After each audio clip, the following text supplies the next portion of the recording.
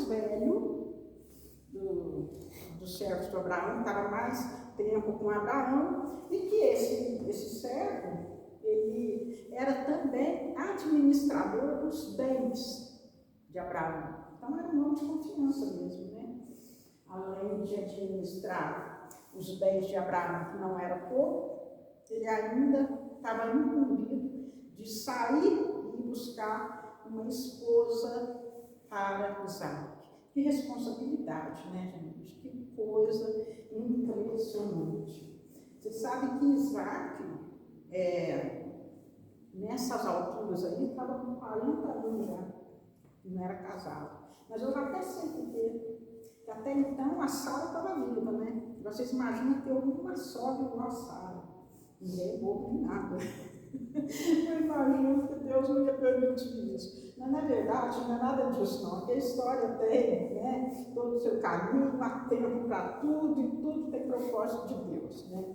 Então, eu fiquei imaginando assim, Isaac com 40 anos, já era barbado, né? Por que não saía, não ia lá buscar essa esposa? Uai, um homem de 40 anos não sabe buscar, vou pegar o servo, vou mandar lá para buscar. Porém, a própria literatura aqui, a própria Bíblia fala que Abraão não queria que Isaac voltasse lá naquela terra. Por quê? Porque Deus tirou Abraão daquela terra, né? Deus falou para Abraão, sai da tua terra, né? E vai para o lugar aonde eu te mostrar. Então Isaac foi fiel naquilo que Deus falou com ele. O Abraão foi fiel àquilo que Deus estava falando. Então, como Abraão nunca voltou para a terra, Isaac também não voltaria. Né? Ele não quis então, que Isaac voltasse. Então, era necessário, sim, que alguém de confiança fosse buscar essa noiva. Né? Então, esse servo se prontificou aí. Né? Abraão fez ele jurar que ele não voltaria, que ele não levaria Isaac para lá, de volta para lá, né? Então, ele fez o juramento e arrumou 10 camelos, ele mesmo fez a mala dele e tal para ele ir. Ele tinha carta branca para isso. Então, ele arrumou 10 camelos, com certeza deve ter levado alguns servos com ele, né? Porque ele foi pelo deserto, a viagem era pelo deserto, né? E era 20 dias de viagem. Era longe, 400 quilômetros, né, que seria de camelo, né? Então, o servo foi. E, chegando lá, ele foi bem estratégico. Como é que ele ia adivinhar quem que era essa moça, né?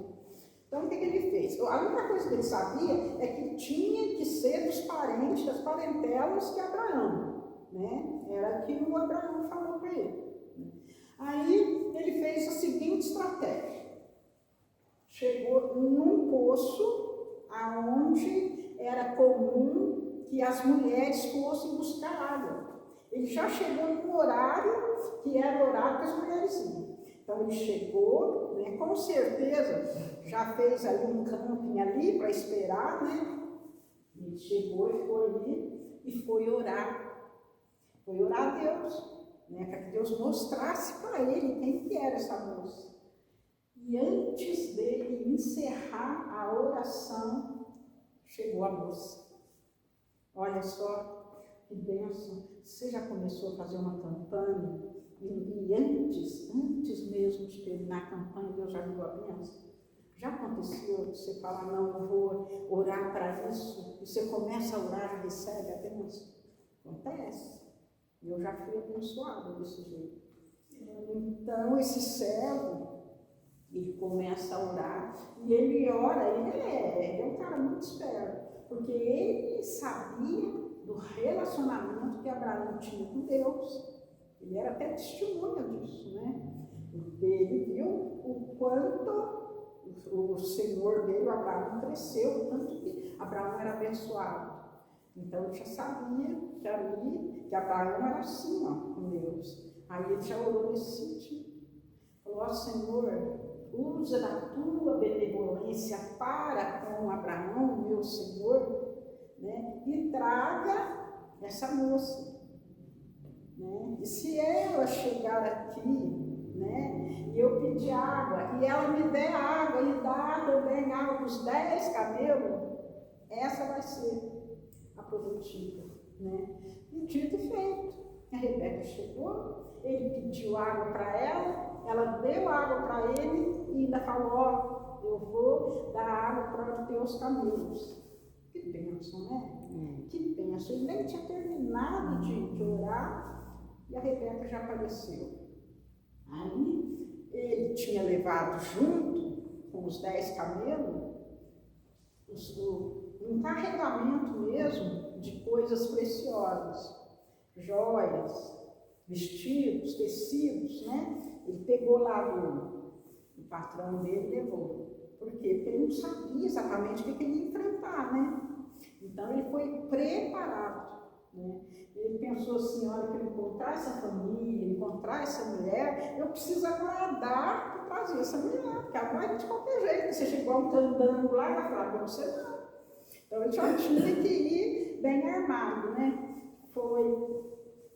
Deus mostrou Rebeca para ele, provou que era ela, ele foi, deu um presente para ela, já deu um anel e uma pulseira. Vocês acreditam que naquela época as moças usavam piercing?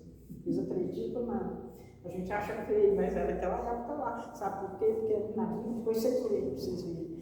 O anel ela pôs no nariz. E era igualão, não era igualzinho, discreta, bolinha, não era um gargolão.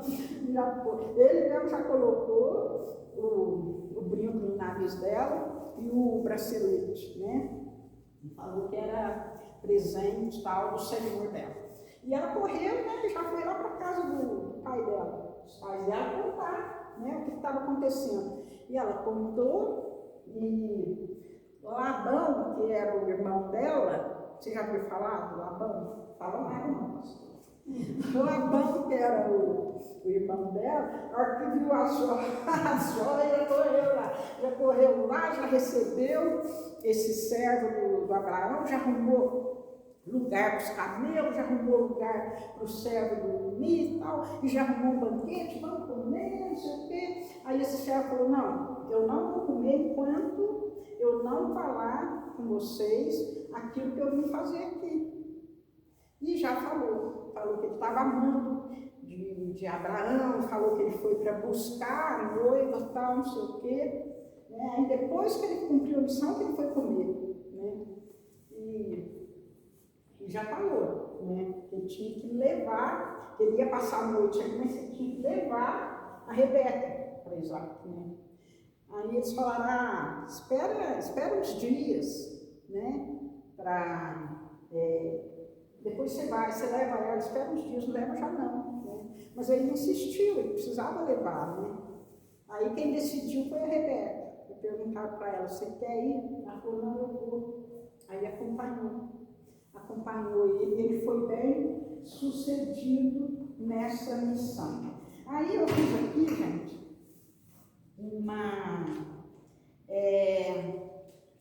vamos colocar aqui, que eu fiz aqui, o que eu achei, né, dessa missão, o que eu tirei dessa missão. Primeira coisa que eu achei interessante foi a obediência desse servo, né? A fidelidade dele. Imagina, esse servo, embora nesse capítulo não fale o nome dele, lá no capítulo 15 do livro de Gênesis, Abraão estava conversando com Deus e Abraão falou o seguinte, ainda não tinha Isaac ainda. Aí Deus falando para Abraão que ele ia ser dono de muitas riquezas, tal, enfim. Aí ele falou para Deus, Abraão falou para Deus, então, eu vou ter muita riqueza e eu deixo então o meu servo Eliezer. Olha o nome do servo lá no capítulo 15. Eliezer. Então eu vou deixar tudo para Eliezer. Eu tenho filhos, né? Até que Deus falou, não, eu vou te dar um filho. Ele já tinha 90 anos, né? Mas eu vou te dar um filho. Aí ele prometeu Isaac. Mas aí Eliezer seria o herdeiro, se não fosse Isaac, né? E mesmo assim, né, a hora que ele soube da promessa, ele continuou servindo fielmente a Abraão. Olha que fidelidade comigo. Né? E a hora ele estava lá, ele recebeu essa incumbência de Abraão, o que ele podia fazer? Falou assim, esse homem já está velho, né? Já tá com o pé na corda, né? Eu é que mando aqui, né? Eu fico aqui, né? Eu não vou levar nada de mulher para Isaac, pois eu não vou encher esse camelo aqui, ó. Se mandar com esse dinheiro, eu vou embora daqui e estou rico. Ele fez exatamente, olha que fidelidade, que servo mais fiel, né? Então eu achei bacana isso, né? Eu achei muito interessante isso, que caráter desse servo. Eliezer, para mim, olha, tá de parabéns. Além de ter essa fidelidade, ainda tinha sabedoria. E a hora que ele foi lá para procurar a moça, foi direto aonde? Na fonte. Na fonte. Aonde as meninas iam lá buscar água. Então, muito inteligente. Aí o que eu descobri? Ó, além da fidelidade, ele tinha comprometimento, determinação, porque pensa atravessar o deserto com 10 caminhos, cheio de coisa preciosa dentro. Que risco que ele não corria de passar por um assalto, né? Alguma coisa. Então, né? Responsabilidade, né? Excelência, porque fez um serviço perfeito, cumpriu a missão com excelência mesmo. Plenitude, completude, porque foi completo, né? Até na hora de falar o que ele tinha que falar com a família da moça, ele nem comeu antes de falar, ele quis completar tudo. Então ele não pensou nele, ele não foi egoísta por nem um minuto, né? Ele foi assim, cirúrgico, não, eu vim para isso, vou fazer isso. O homem tem foco, né? E a pergunta é a seguinte: nós aqui, nós somos exatamente o que Eliezer é. Nós somos servos. Né? E o que será que nós estamos fazendo da nossa missão? Será que nós estamos cumprindo a nossa missão com responsabilidade, com determinação? Será que nós estamos na fonte, né? Na fonte mesmo para beber? Né? Então nós temos, gente, um ministério para cumprir. Todos nós aqui, todos nós. Pastora tem, né, irmão Marcos, Luzia, Nilza, Sérgio e eu. Né? Nós temos um ministério para cumprir. E você pode notar que Deus, ele é seletivo. Ele não, sabe, ele escolhe um improvável, ele escolhe qualquer um. E geralmente ele escolhe quem está trabalhando. Ele não escolhe quem está à toa, não. Né? A Nilza pode falar, poxa, eu trabalho em mais de um local. Né? Porque a Nilza é meio que um coringa ali na prefeitura, mesmo que ele está no departamento, ele já chama um para o outro, está muito requisitada para a glória do Senhor, né, Nilza? Então ela conhece todos os departamentos. A Luzia, vocês sabem, né? É um corre de hoje. Né? Então é uma mulher que serve mesmo. Serginho, meu marido, não vou nem falar nada. Né? Cada um de nós aqui tem as suas obrigações, nós temos aí as coisas nossas para correr. No entanto, desde segunda-feira nós estamos aqui, firmes. Né? A gente se dispôs a estar aqui. Então, isso aí já mostra o tanto que nós temos, quanto nós somos fiéis a Deus. Porque nós estamos aqui fora do pastor. Porque por ela a gente só ligava e falava assim, não vou não, né? Não vou participar. Não é obrigatório você estar aqui. Não é obrigatório, ninguém te obriga a estar aqui. Né? Então isso mostra que nós somos fiéis. Né? Excelência, será que nós estamos cumprindo o nosso ministério com excelência? Isso aí é de cada um. Porque às vezes eu posso olhar o serviço que o Sérgio está fazendo e posso achar que está bom. No entanto, é Ele e Deus é que sabe se está dando melhor do que não. né? Então a gente não pode nem julgar se você está fazendo o teu melhor ou não. É você que tem que ter esse exame lá com Deus, né? Você se examina, você fala com Deus, sabe? Às vezes é possível que a gente dê um pouquinho mais da gente, que a gente mergulhe um pouquinho mais, né? E às vezes não, às vezes você está fazendo o teu melhor, você está dando o teu melhor. Então isso aí já é um exame de consciência, né? Não dá para a gente dar um estado e julgar, né?